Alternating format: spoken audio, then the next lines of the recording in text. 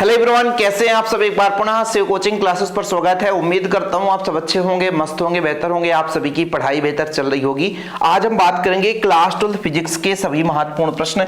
हम important question लेकर आ रहे हैं। जो बच्चे चैनल पे पहली बार हैं, चैनल को सब्सक्राइब जरूर कर लें। और बच्चों, कॉन्टैक्ट नंबर आपको दिया है, जिन बच्चों को नोट्स लेना हो 96 85 29 91 49। जिन बच्चों को नोट्स लेना है, जैसे आपको नोट्स लेना बच्चों, तो कॉन्टैक्ट नंबर है 96 85 29 91 49। ठीक है, सारा मटेरियल आपको मात्र 100 रुपए में दिया जाता है। तो जो बच्चे नोट्स लेना चाहते हैं तो ले सकते हैं। चलिए शुरू करें बच्चों। आज का जो पहला प्रश्न है हमारा, यहां पर देख सकते हैं कि तापीय न्यूट्रॉन किसे कहते हैं। अरे भैया चलो इसको हटा देते हैं। ठीक है, तापीय न्यूट्रॉन किसे कहते हैं। तापीय न्यूट्रॉन है क्या बच्चों, आप लोगों ने पढ़ा होगा नाभिकीय विखंडन। नाभिकीय विखंडन में क्या होता है कि भारी नाभिक पर न्यूट्रॉन की बमबारी की जाती है, तो बच्चों वो हल्के नाभिकों में टूट जाता है। फलस्वरूप ऊर्जा उत्पन्न होती है और साथ में न्यूट्रॉन भी उत्पन्न होता है। जब न्यूट्रॉन उत्पन्न होता है तो न्यूट्रॉन की ऊर्जा अधिक होती है। जब न्यूट्रॉन की ऊर्जा अधिक होती है तो उसे बोलते हैं बच्चों द्रुत न्यूट्रॉन बोलते हैं। लेकिन उसी को यदि मंदक के सापेक्ष रख दिया जाए, मंदक के कारण उसकी ऊर्जा कम हो जाती है, तो जो हमें न्यूट्रॉन मिलता है उसे हम बोलते हैं बच्चों क्या, तापीय न्यूट्रॉन बोलते हैं। क्या बोलते हैं, तापीय न्यूट्रॉन बोलते हैं। देखने को भले ही 2 नंबर का क्वेश्चन छोटा लगता है, लेकिन इंपॉर्टेंट है, कोई बच्चा मिस मत करेंगे, है ना। जितना भी हम क्लासेस देंगे हमारे चैनल पे प्लेलिस्ट में क्रम से मिलेगा, आपको मिस नहीं करना है, एक एक क्वेश्चन तैयार करना है। तो पहला जो प्रश्न आज का है बच्चों, तापीय न्यूट्रॉन, वो चीज क्लियर हो गया आपका कि जब भी नाभिकीय विखंडन होता है तो नाभिकीय विखंडन से क्या होता है बच्चों, भारी नाभिक टूटता है, हल्के नाभिकों में परिवर्तित होता है, साथ में न्यूट्रॉन भी उत्पन्न होती है और ऊर्जा भी अत्यधिक मात्रा में उत्पन्न होता है। जब बच्चों न्यूट्रॉन होता है उसकी ऊर्जा बहुत अधिक होती है, लेकिन वो जैसे ही मंदक के सामने आता है या मंदक के कारण उसकी ऊर्जा कम हो जाती है, तो जो हमें न्यूट्रॉन प्राप्त होता है उसे हम तापीय न्यूट्रॉन कहते हैं। चलिए अगले प्रश्न पर चलते हैं बच्चों। प्रकाश की फोटॉन की प्रकृति क्या होता है, स्पष्ट कीजिए। जैसे आप लोग देख पा रहे हैं प्रकाश, प्रकाश का मतलब भाई सूर्य की किरण आ रही हो, प्रकाश ही कहलाता है। सनलाइट है बच्चों, इसके साथ साथ आप अपने आसपास जैसे बिजली है ना, उससे भी लाइट उत्पन्न, वो भी प्रकाश है। तो प्रकाश की प्रकृति कैसी होती है, तो आप समझो। प्रकाश की प्रकृति जो बच्चों, छोटे छोटे बंडल के रूप में, ये ऐसे छोटे छोटे बंडल के रूप में होते हैं। अब ये बंडल का जो समूह है उसे बोला गया फोटॉन। क्या बोला गया, फोटॉन। क्या बोला गया बच्चों, फोटॉन। ठीक है, तो इसी फोटॉन की परिभाषा पूछी गई है। फोटॉन से आप क्या समझते हैं, जिसकी ऊर्जा बच्चों प्लांक के आधार पर E बराबर h न्यू होता है। जहां h क्या है, h आपका प्लांक नियतांक है। जहां h क्या है, प्लांक नियतांक है। जहां h प्लांक नियतांक है बच्चों, और आपका जो न्यू है, वो न्यू जो है बच्चों वो आवृत्ति है। आवृत्ति का मतलब है 1 सेकंड में कितने बार कंपन कर रहा है। जैसे प्रकाश किरण तरंग के रूप में कुछ इस प्रकार से चल रही है बच्चों, तो इकाई समय में 1 सेकंड में कितने बार ये कंपन करता है, कितने बार ये कंपन करता है बच्चों। कंपन की संख्या, क्या बच्चों, कंपन की संख्या, इकाई समय में कितने बार कंपन कर रहे हैं, इसकी जो संख्या है वो कहलाती है बच्चों आवृत्ति। ठीक है, तो इसका जो फार्मूला है E बराबर h न्यू, जहां h प्लांक नियतांक। आपको बताना है कि h प्लांक नियतांक इसका मान कितना होता है। कमेंट बॉक्स में यदि कोई बच्चा बता सके तो बताएगा। ठीक है, E बराबर h न्यू है यहां पे बच्चों, E बराबर h न्यू है। क्या है, h न्यू है, भी नहीं है ना, ये न्यू है बच्चों, न्यू। ठीक है, ये न्यू है। ओके, कोई दिक्कत तो नहीं है। तो प्रकाश की ऊर्जा छोटे छोटे बंडलों से मिलकर बना होता है, जिन्हें हम क्या बोलते हैं बच्चों, प्रत्येक बंडल को क्वांटा या फोटॉन कहते हैं। प्रत्येक फोटॉन की एक निश्चित ऊर्जा होती है, जिसे समीकरण E बराबर h न्यू से व्यक्त किया जाता है। 2 नंबर में क्वेश्चन आएगा, इतना ही करना है, एक्स्ट्रा ज्यादा आगे कुछ नहीं सोचना। ठीक है, अगला क्वेश्चन। ठंडे दिनों के तुलना में गर्म दिनों में कार की इंजन चालू करना आसान होता है। चाहे कार की इंजन की बात करें, चाहे अपने 2 व्हीलर की बात करें, चाहे किसी भी गाड़ी की बात करें, ठंडे दिनों में थोड़ा सा कहते हैं भैया बैटरी जो ठंडी पड़ गई है। इसके पीछे रीजन है बच्चों कि जैसे मान लीजिए ठंड के दिनों में जो आंतरिक ऊर्जा है उसका मान बढ़ जाता है, और आंतरिक ऊर्जा का मान बढ़ने के कारण जो ऊर्जा है कुछ अंदर ही खपत हो जाता है, यानी कुल मिला आंतरिक प्रतिरोध बढ़ जाता है। आंतरिक ऊर्जा बोल दिया, हालांकि आंतरिक ऊर्जा अधिक लेगा, अंदर की जो ऊर्जा आंतरिक ऊर्जा। तो जैसे आपका कार है उसका आंतरिक प्रतिरोध बढ़ जाता है, अंदर का जो प्रतिरोध बढ़ गया, और प्रतिरोध बढ़ गया तो ऊर्जा अधिक खपत हो जाती है। इस कारण से भाई ठंड दिनों में थोड़ा सा गाड़ी को चालू करना कठिन होता है बच्चों। थोड़ा देखिएगा, ठीक है, देखिए ठंडे दिनों में बैटरी का आंतरिक प्रतिरोध अधिक हो जाता है, बताया ना, आंतरिक प्रतिरोध बढ़ गया। गर्म दिनों में कम हो जाता है। इस प्रकार ठंडे दिनों की तुलना में गर्म दिनों में बैटरी अधिक धारा प्रवाहित होती है बैटरी से, अतः कार इंजन को चालू करना आसान हो जाता है। और यही कारण है ठंडे दिनों की तुलना में गर्म दिनों में कार इंजन चालू करना आसान होता है। कहने का तात्पर्य क्या हुआ कि जैसे ही ठंडी आती है तो बैटरी का आंतरिक प्रतिरोध बढ़ गया, आंतरिक प्रतिरोध बढ़ गया मतलब ऊर्जा की मान कम हो गई। और जब गर्मी दिनों की बात करते हैं तो आंतरिक प्रतिरोध कम रहता है, आंतरिक प्रतिरोध होता है तो ज्यादा मात्रा में ऊर्जा मिलती है, जिससे आसानी से कार चालू हो जाता है। अब कुछ बच्चे कहेंगे सर स्क्रीनशॉट लेना है तो ले लो भाई, स्क्रीनशॉट लेने के लिए मैं पर्याप्त आपको समय दे दूंगा, परेशान मत होना। ओके चलिए, नाभिकीय बलों की कोई दो गुण बताना, नाभिकीय बलों की कोई दो गुण बताना बच्चों। तो नाभिकीय बल क्या होता है, जैसे परमाणु के नाभिकों के बीच लगने वाला बल ही नाभिकीय बल कहलाता है। हमेशा जो नाभिकीय बल है एक आकर्षण बल होता है, ये आकर्षित करता है बच्चों। नाभिकीय बल जो होता है वो आकर्षण बल है, हमेशा आकर्षित करता है और अत्यंत तीव्र होता है, तभी तो परमाणु एक दूसरे से बहुत ज्यादा पास पास जुड़े रहते हैं। और देखते हैं बच्चों की कोई भी परमाणु है, मतलब जैसे आप पानी में ही देख लीजिए, परमाणु आपस में जुड़े हुए हैं। दुनिया का कोई भी पदार्थ देख लो, परमाणु के नाभिकों के बीच इतना आकर्षण बल प्रबल है कि एक दूसरे के पास में भी जुड़े रहते हैं, इसलिए इसे बोला जाता है नाभिकीय बल जो होता है वो प्रबल होता है और हमेशा ये आकर्षण बल होता है। यदि दो विशेषताएं पूछे तो दो ही विशेषताएं आपको लिखनी है, ठीक है। चलिए अगला प्रश्न करते हैं बच्चों, विद्युत शक्ति क्या है, इसका मात्रक और विमीय सूत्र। देखो ये ऑब्जेक्टिव में भी क्वेश्चन पूछ दिया जाता है, ये जो आपका बच्चों विद्युत शक्ति क्या है, इसका मात्रक और विमीय सूत्र, ये भी कई बार ऑब्जेक्टिव में क्वेश्चन पूछा गया, ये भी कई बार ऑब्जेक्टिव में क्वेश्चन पूछा गया है। तो मान लीजिए जब शक्ति मतलब होता है क्षमता, शक्ति मतलब क्या होता है, क्षमता। जैसे किसी विद्युत परिपथ में ऊर्जा का स्थानांतरण हो रहा है, या तो मान लीजिए ऊर्जा की खपत हो रही है, तो समय के साथ कितना ऊर्जा स्थानांतरित हो रहा है वो उसकी शक्ति या क्षमता या पावर कहलाता है। या कि समय के साथ कितना एनर्जी लॉस हो रहा है, खपत हो रहा है, वो उसकी ऊर्जा या शक्ति कहलाती है बच्चों, ठीक है। तो देख लीजिए किसी विद्युत परिपथ में जिस दर से विद्युत ऊर्जा स्थानांतरित होता है उसे विद्युत शक्ति इलेक्ट्रिक पावर कहते हैं। शक्ति का जो मात्रक है बच्चों वाट है, ठीक है, या जूल प्रति सेकंड, या जूल प्रति सेकंड, दोनों आप लोगों को याद रखना है। कभी कभी वाट दे देता है, ऑप्शन में ना रहेगा जूल प्रति सेकंड, तो भी आपका नंबर नहीं कटेगा। यदि इसके हम विद्युत शक्ति का यदि फार्मूला देखें बच्चों, पावर जो होता है वो आपका विभवांतर है, कितना धारा बह रहा है इसके मल्टीपल के बराबर होता है, ठीक है। ये आपका जो पावर है V गुणे I के बराबर होता है।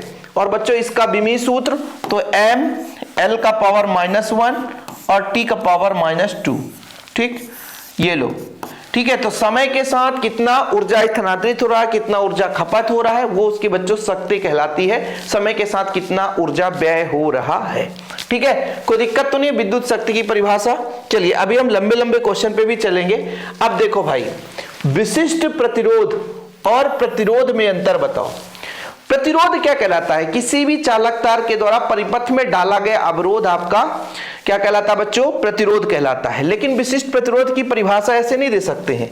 देखो चालक तार का जो प्रतिरोध है वो बच्चों क्षेत्रफल के अनुक्रमानुपाती होता है और लंबाई के व्युत्क्रमानुपाती होता है।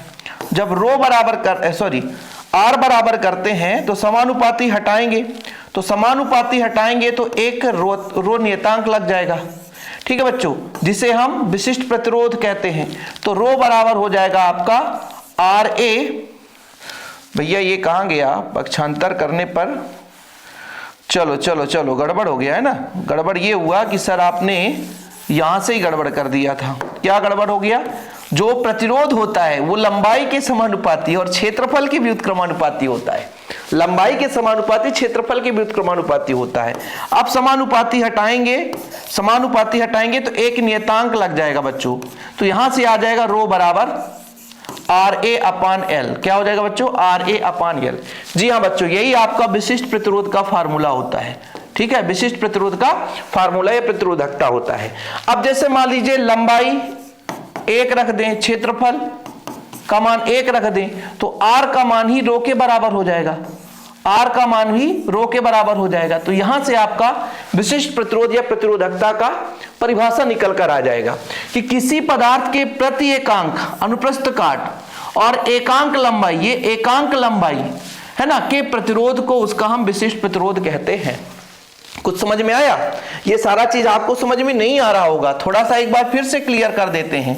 देखो भाई, किसी भी चालक तार का प्रतिरोध जो होता है, ठीक है, नीचे भाई मिटता नहीं दिखने में, बाकी वो मिट जाएगा। ये देखो, किसी चालक तार का जो प्रतिरोध है बच्चों, किसी चालक तार का प्रतिरोध है वो लंबाई के समानुपाती और क्षेत्रफल के व्युत्क्रमानुपाती होता है। दोनों को जब मिलाते हैं तो L/A हो जाता है। समानुपाती हटाते हैं बच्चों तो रो एक नियतांक लग जाता है, और यहां से आप रो बराबर निकाल दोगे RA/L। क्या बच्चों? RA/L। अब बोला गया कि A का मान 1 हो जाए, अनुप्रस्थ काट का मान 1 हो जाए, इकाई क्षेत्रफल और लंबाई भी 1 हो जाए। जब 1 रखेंगे बच्चों तो R बराबर रो हो जाएगा कि नहीं हो जाएगा? R बराबर रो या रो बराबर R? जी हाँ बच्चों, यहां तक किसी को प्रॉब्लम? यानी कहने का तात्पर्य हुआ कि किसी पदार्थ के एकांक अनुप्रस्थ काट वाले एकांक लंबाई में जो प्रतिरोध है वही उसका विशिष्ट प्रतिरोध कहलाता है। परिभाषा ऐसे निकाला जाता है कि किसी भी चालक तार के एकांक अनुप्रस्थ काट का जो क्षेत्रफल है उसके एकांक लंबाई में जो उत्पन्न प्रतिरोध है वही आपका विशिष्ट प्रतिरोध कहलाता है। और बाकी बच्चों, यदि हम बात करते हैं कि प्रतिरोध क्या है, तो कोई चालक तार धारा के मार्ग में जो अवरोध उत्पन्न करता है उसे उसका क्या बोलते हैं बच्चों? प्रतिरोध कहते हैं। ठीक है, ये चीज हो गया। अब हमने यहां पे आपको दो चीज बताया कि प्रतिरोध लंबाई के समानुपाती होता है और क्षेत्रफल के भी व्युत्क्रमानुपाती होता है। मतलब जो प्रतिरोध है बच्चों, ये जो प्रतिरोध है वो लंबाई पर भी निर्भर करता है, क्षेत्रफल पर भी निर्भर करता है। जबकि बच्चों ये जो आपका विशिष्ट प्रतिरोध है वो एकांक लंबाई एकांक अनुप्रस्थ काट का प्रतिरोध है। विशिष्ट प्रतिरोध क्या है? एकांक अनुप्रस्थ काट और एकांक लंबाई के चालक तार का जो प्रतिरोध है वो विशिष्ट प्रतिरोध है। तो ये ना तो क्षेत्रफल पर निर्भर करता है ना तो लंबाई पर निर्भर करता है। तो यहां से आप लोग नोट कर लेंगे, जो प्रतिरोध होता है वो चालक तार के लंबाई पर भी निर्भर करता है और अनुप्रस्थ काट के क्षेत्रफल पर भी निर्भर करता है। लेकिन वहीं पे जब हम विशिष्ट प्रतिरोध की बात करते हैं बच्चों, तो ना तो ये चालक तार की लंबाई पर ना तो अनुप्रस्थ काट के क्षेत्रफल पर निर्भर करता है। इसका मात्रक बच्चों ओम है, इसका मात्रक ओम है और इसका मात्रक ओम मीटर। ओम मीटर कैसे, थोड़ा क्लीन करके बताते हैं ओम मीटर कैसे होता है। इसको थोड़ा बढ़ाते हैं और फिर क्लीन करते हैं ओम मीटर कैसे होता है बच्चों। ठीक है, चलो देखो ओम मीटर कैसे होता है। अब आपने समझा कि R बराबर सर रो L/A निकाला, तो यहां से रो बराबर हो जाएगा RA/L। ठीक है, अब यहां से आप लोग बताओ कि भाई R का जो मात्रक है वो ओम है। R का मात्रक कितना बच्चों? ओम है। क्षेत्रफल का क्या होता है? मीटर का स्क्वायर। क्या होता है बच्चों? मीटर का स्क्वायर। डिवाइड बाय लंबाई का होता है बच्चों मीटर। ठीक है, अब आप ही बताओ कि मीटर से मीटर क्या हो गया? कट गया। 1 मीटर से 1 मीटर कट गया, तो बचा कितना? बचा आपका ओम मीटर। क्या बचा बच्चों? ओम मीटर बचा। देखो ओम मीटर बचा, लिख लिए ना, ओम मीटर। ठीक, ये चीज हो गया बच्चों इसमें अंतर, जो कि काफी महत्वपूर्ण था और उम्मीद करता हूं कि आप लोग तो भाई चीजें क्लियर कर लिए होंगे। अब आ रहा है प्रकाश के उत्क्रमणीयता का सिद्धांत। This is a very very very important question और भाई आप लोग अच्छे से तैयार कर लेना यार, बहुत बढ़िया क्वेश्चन है। ठीक है, प्रकाश के उत्क्रमणीयता का सिद्धांत क्या है समझाइए। मैं थोड़ा सा आपको बता दूं कि जैसे मान लीजिए प्रकाश कण एक माध्यम से दूसरे माध्यम में जा रही है, यदि हम उसका माध्यम उलट दें तो फिर से वो अपने जिस मार्ग से आया है उसी मार्ग से वो लौट जाएगा। यानी एक ऐसा माध्यम रख दें जिससे प्रकाश टकरा करके पुनः उसी माध्यम में लौट जाए, तो ये परिघटना उत्क्रमणीयता का सिद्धांत कहलाता है। देखो, जब कोई प्रकाश किरण एक माध्यम से दूसरे माध्यम में प्रवेश करती है और उसके मार्ग को उलट दें तो जिस मार्ग से प्रवेश करती है वो उसी मार्ग से वापस लौट जाए, तो इसे प्रकाश की उत्क्रमणीयता का सिद्धांत कहते हैं। बोलो सर कैसे? चलो डायग्राम बनाते हैं और डायग्राम में समझते हैं। यहां पे बच्चों हम बता रहे हैं कि ये आपका वायु है। क्या है? वायु है और वायु से जा रहा है कांच में। क्या? कांच में। तो वायु को हम बोलेंगे एयर और कांच को बच्चों हम W से रिप्रेजेंट करते हैं, वाच है ना। चलिए कांच कर दें, वाटर कर, नहीं कांच को ग्लास से करेंगे ना, ये वाटर W है ना। तो इसको थोड़ा सा सर आप इसको साफ कर दीजिए और इसको ग्लास कर दीजिए, है ना। चाहे ग्लास कर दो चाहे बच्चों ये ग्लास, ठीक है। अब प्रकाश किरण कुछ इस प्रकार से जाएगी। मान लीजिए प्रकाश किरण यहां से गई बच्चों, और ये मान लीजिए अभिलंब की ओर झुक गई। क्यों? क्योंकि ये आपतन कोण है और ये अपवर्तन कोण है। जब वायु विरल है, कांच सघन है, तो विरल से सघन में प्रकाश किरण जाती तो अभिलंब की ओर झुकती है। ठीक है बच्चों, अब समझिएगा, हम यहां पर एक दर्पण रख दें। क्या रख दें बच्चों? दर्पण। तो प्रकाश किरण यहां से आई थी, फिर से वो रिवर्स हो जाएगी, फिर से वो रिवर्स टकराएगी और टकराने के बाद फिर से वो रिवर्स हो जाएगी। देखिए, जब प्रकाश किरण वायु से कांच में जा रहा था तो स्नेल का नियम क्या कहता है बच्चों? Sine i upon sine r, ये म्यू बराबर होता है ना, तो स्नेल के नियम से हो जाएगा sine i upon sine r हो जाएगा। ठीक है, लेकिन जब इसका माध्यम लोड उलट दिया गया, मतलब अब कांच से फिर प्रकाश किरण एयर में जा रही है, तो G बराबर कितना हो जाएगा? G म्यू ए बराबर, इस बार आपतन कोण, भाई इस बार उल्टा हो रहा है ना, तो इस बार आपतन कोण R कहलाएगा, तो इस बार हो जाएगा साइन R बटा साइन आई। दोनों को गुणा कर दें बच्चों, तो A mu G into G mu A बराबर कितना होगा? एक आपका है साइन आई बटा साइन आर और एक आपका है साइन आर बटा साइन आई, है ना, गुणा किए, बाकी पूरा का पूरा कट जा रहा है, तो ये आ गया ए mu G into G mu A बराबर 1, या आप ऐसा भी लिख सकते हैं ए म्यू जी बराबर 1 बटा जी म्यू ए। ठीक है, ये उत्क्रमणीयता का सिद्धांत है, हमने इसको शॉर्टकट में समझा दिया है। चाहो तो बड़ा लंबा समय लगेगा, इसमें समय लंबा लगेगा, यदि हम इसको समझाना चाहें बड़ा लंबा समय लगेगा, पूरा माना लिखो ये सब चीज। इसीलिए तो कहता हूं बच्चों कि नोट्स लेना बहुत जरूरी है, जिन बच्चों को जरूरत हो नोट्स जरूर ले लें। अब हमारा जो अगला टॉपिक आ रहा है समविभव पृष्ठ से आ रहा है। समविभव पृष्ठ किसे कहते हैं, है ना, इसके गुण को लिखिए। देखिए, लगातार हम इतने क्लासेस लेंगे कि क्वेश्चन रिपीट होते रहेंगे, जितने बार क्वेश्चन रिपीट होंगे उतना आपके मन में वो फीड होता जाएगा और आपका तैयार भी हो जाएगा। भाई बोर्ड एग्जाम में बढ़िया टापोटाप लिखोगे। समविभव पृष्ठ एक ऐसा पृष्ठ है जिसके प्रत्येक बिंदु पर विभव क्या हो? समान हो। प्रत्येक बिंदु पर विभव क्या हो? समान हो, वो आपका समविभव पृष्ठ कहलाता है। यहां से जो चुंबकीय क्षेत्र विद्युत क्षेत्र रेखाएं हमेशा 90 डिग्री पर निकलती हैं, यानी 90 डिग्री पर लंबवत बाहर की ओर। जितने भी विद्युत क्षेत्र रेखाएं निकलेंगी पृष्ठ से वो हमेशा लंबवत रहेंगी बच्चों, और सभी बिंदु पर विभव समान है, इसलिए एक बिंदु से दूसरे बिंदु तक जाते हैं तो किसी प्रकार से कोई कार्य नहीं करना पड़ता। यही सारे गुण हैं। तो देखो, एक ऐसा पृष्ठ जिसके प्रत्येक बिंदु पर विभव समान रहता है बच्चों, समविभव पृष्ठ कहलाता है। ठीक है, प्रत्येक बिंदु पर विभव समान रहेगा, पहला गुण है। एकांक धनावेश को पृष्ठ के एक बिंदु से दूसरे बिंदु तक ले जाएं, कोई कार्य नहीं करना पड़ेगा। विद्युत बल रेखाएं समविभव पृष्ठ के लंबवत होती है 90 डिग्री, और दो समविभव पृष्ठ एक दूसरे को कभी नहीं काटते। भैया 3 नंबर का क्वेश्चन आपका तैयार हो गया, 3 नंबर का क्वेश्चन इतने में तैयार हो गया। चित्र बनाना होगा तो बना लेना। समविभव पृष्ठ कैसा पृष्ठ है? जैसा कि यहाँ पे मान लीजिए कोई पेज ऐड हो जाए, तो पेज मैं ऐड कर दिया, चलो ठीक है, देखते हैं। समविभव पृष्ठ का मतलब ये है बच्चों कि एक ऐसा पृष्ठ जिसके प्रत्येक बिंदु पर विभव, जैसे यहां पर सेंटर हो गया, यहां पर एक बिंदु ए है बच्चों, यहां पर एक बिंदु बी है, फिर यहां पर आपका सी है, फिर आपका डी है। यदि मान लीजिए यहां पर जो विभव भी ए है और यहां पर जो विभव भी है, लेकिन ये दोनों बच्चों बराबर होंगे क्योंकि प्रत्येक बिंदु पर विभव समान होता है।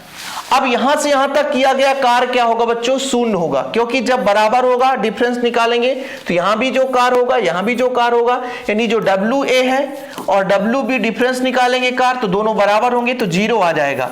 और यहां से जो ये आपके विद्युत क्षेत्र रेखाएं निकलेंगी बच्चों, हमेशा पृष्ठ से 90 डिग्री पर निकलती हैं, और एक समविभव पृष्ठ दूसरे समविभव पृष्ठ को कभी नहीं काट सकता, क्योंकि यहां से मान लीजिए आपका एक लंबवत ऐसा मान लेते हैं, ऐसा लंबवत मान लेते हैं, तो एक ही बिंदु पर इसकी 2 दिशाएं निकल आएगी। जैसे आपने देखा ना कि विद्युत क्षेत्र रेखाएं एक दूसरे को कभी नहीं काटती हैं, क्योंकि विद्युत क्षेत्र रेखाएं एक दूसरे को काट देगी तो एक ही बिंदु पर 2 स्पर्श रेखाएं आएंगी और 2 परिणामी दिशा आएगी, तो ये संभव नहीं है बच्चों। ठीक है, कोई बात नहीं। कहां पे चल रहे थे हम? समविभव पृष्ठ पर चल रहे थे, कोई बात नहीं भैया, अगले पर चलते हैं। अगला जो हमारा प्रश्न है पूर्ण आंतरिक परावर्तन। ठीक है, पूर्ण आंतरिक परावर्तन very very very very important question है। देखो, इसको भी थोड़ा समय लूंगा और इसको भी बढ़िया थोड़ा आपको समझाऊंगा डायग्राम के माध्यम से। यहां पे हम 3 चित्र बनाते हैं। ठीक है, सर 3 चित्र क्यों बना रहे हो? देखो मजा आएगा, कोई दिक्कत नहीं है। अब हम ये कह रहे हैं कि इधर सघन है और इधर बच्चों आपका विरल है। क्या है? विरल है। ठीक है, ध्यान रखिएगा, सभी में वही कंडीशन है। अब प्रकाश किरण यहां से जा रही थी, जैसे विरल माध्यम आता तो अभिलंब से दूर हट गई। ठीक है, अभिलंब से क्या हो गई? दूर हट गई। तो ये आपका अपवर्तन हुआ कि प्रकाश किरण सघन माध्यम से विरल माध्यम में जा रही थी तो अभिलंब से दूर हट गई। ठीक है सर, अगले स्टेप में थोड़ा सा और मान हमने बढ़ाया, थोड़ा सा और मान बढ़ा दिया। अब इस स्थिति में प्रकाश किरण अभिलंब से इतनी दूर गई कि अभिलंब के साथ 90 डिग्री कोण बना ली।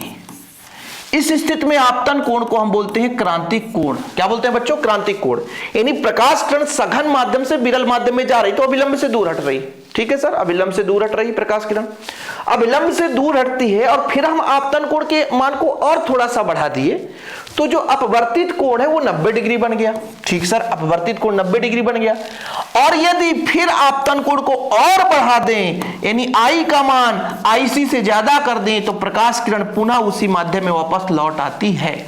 मतलब इस बार अपवर्तित नहीं हुई बल्कि पुनः उसी माध्यम में वापस आ गई है। यह परिघटना प्रकाश का पूर्ण आंतरिक परावर्तन कहलाता है। देखो बच्चों, मैंने ये कहा जब प्रकाश किरण सघन से विरल में जाती तो अभिलंब से दूर हटती है। एक ऐसी स्थिति आती है आपतन कोण के मान को बढ़ाते जाए एक ऐसा स्थिति आता है कि अपवर्तित कोण का मान यानी अपवर्तन कोण 90 डिग्री हो जाए। उस कोण को हम क्या बोलते हैं? क्रांतिक कोण। और जब क्रांतिक कोण से भी आपतन कोण का मान बढ़ा दिया जाए तो प्रकाश किरण पुनः अपने उसी मार्ग पर वापस आ जाती है, अपवर्तित नहीं होती। इसे बोलते हैं पूर्ण आंतरिक परावर्तन। क्या बोलते हैं बच्चों? पूर्ण आंतरिक परावर्तन। देख लो कि जब कोई प्रकाश किरण सघन माध्यम से विरल माध्यम में प्रवेश करती है तो जब आपतन कोण का मान क्रांतिक कोण से अधिक हो जाता, बोला ना कि कोण बढ़ाते जाए एक ऐसी स्थिति आती है कि आपतन कोण का मान क्रांतिक कोण से अधिक हो जाए। जब अधिक हो जाए तो प्रकाश किरण दूसरे माध्यम में न जाकर उसी माध्यम में वापस आ जाती है। यह पूर्ण आंतरिक परावर्तन कहलाता है। इसीलिए कहता हूं बच्चों की नोट्स में, ये नोट्स पर्सनल नंबर है मेरा, सारा चीज नोट्स में रहता है। ठीक है, शर्तें क्या है? प्रकाश किरण को सघन माध्यम से विरल माध्यम में जाना चाहिए, यानी सघन से विरल में जाए तभी हो सकता है। यदि विरल से सघन कर दोगे तो उल्टा हो जाएगा। आपतन कोण के मान को क्रांतिक कोण के मान से अधिक हो। जैसा भैया अभी आप देखो, ये जो आपतन कोण ये जो आपतन कोण का मान है, आई का मान आईसी से अधिक होना चाहिए।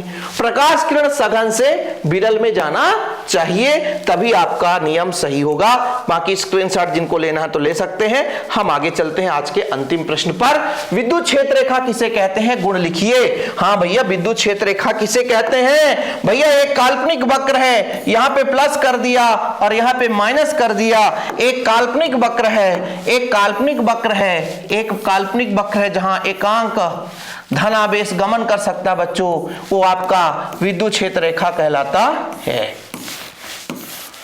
ठीक है, विद्युत क्षेत्र रेखा कहलाता है बच्चों। ठीक है, चुंबकीय क्षेत्र रेखा के बारे में मैंने बताया था। ठीक है, ये हमेशा प्लस से शुरू होता है और माइनस पर समाप्त होता है, बाहर की ओर निकलता है बच्चों।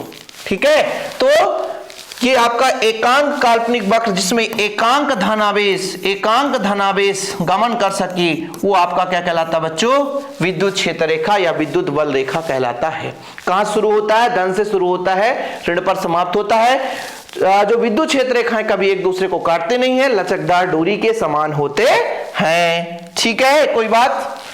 विद्युत क्षेत्र रेखा विद्युत क्षेत्र में खींचा गया सीधा व वक्रीय काल्पनिक रेखा होता है जो किसी बिंदु पर खींची गई स्पर्श रेखा को उस बिंदु पर विद्युत क्षेत्र की दिशा को प्रदर्शित करता है।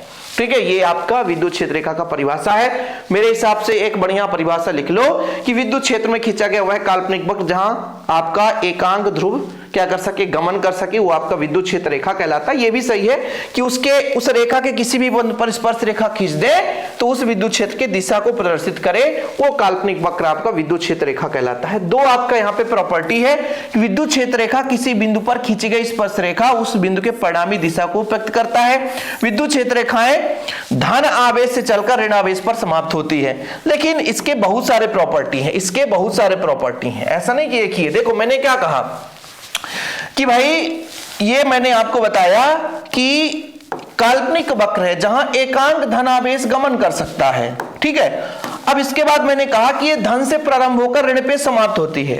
अंदर किसी प्रकार से ये विद्युत क्षेत्र रेखाएं नहीं चलती बच्चों, अंदर विद्युत क्षेत्र रेखाएं बिल्कुल नहीं चलती हैं। ये लचकदार डोरी के समान होती है, लचकदार डोरी के समान होती है। विद्युत क्षेत्र रेखाएं एक दूसरे को कभी नहीं काटती हैं, विद्युत क्षेत्र रेखाएं एक दूसरे को कभी नहीं काटते। किसी भी बिंदु पर स्पर्श रेखा हम खींच दें वो उसके परिणामी विद्युत क्षेत्र की दिशा को बताता है। जहां पर बच्चों विद्युत क्षेत्र ज्यादा है वहां पर विद्युत क्षेत्र रेखाएं सघन होती है, जहां पे विद्युत क्षेत्र कम है वहां पे आपका विरल होते हैं, है ना। यानी विद्युत क्षेत्र रेखाएं यदि सघन है तो वहां पर विद्युत क्षेत्र का मान ज्यादा होगा, तभी ऐसा है। यदि विद्युत क्षेत्र रेखा विरल है तो इसका मतलब वहां पर विद्युत क्षेत्र का मान थोड़ा सा कम होगा। तो विद्युत क्षेत्र रेखाओं के गुण के बारे में बाकी ऐसे ही वीडियो हम आपके लिए लाते रहेंगे। लेकिन हाँ बच्चों, आप सबको शिव कोचिंग क्लासेस में यदि जुड़ना है भाई तो सपोर्ट करने के लिए बस आपको शिव कोचिंग क्लासेस से नोट्स लेना है। मात्र 100 रुपए का चार्ज लगता है और आपको बेहतर रूप से तैयारी करने के लिए हम हमेशा मोटिवेट करते हैं और जितना कंटेंट हो सकता है फ्री ऑफ कॉस्ट यूट्यूब पे प्रोवाइड करते हैं। वीडियो पसंद आए तो लाइक करके शेयर जरूर करिएगा। मिलते हैं अगली वीडियो के साथ बच्चों। जय हिंद, वंदे मातरम।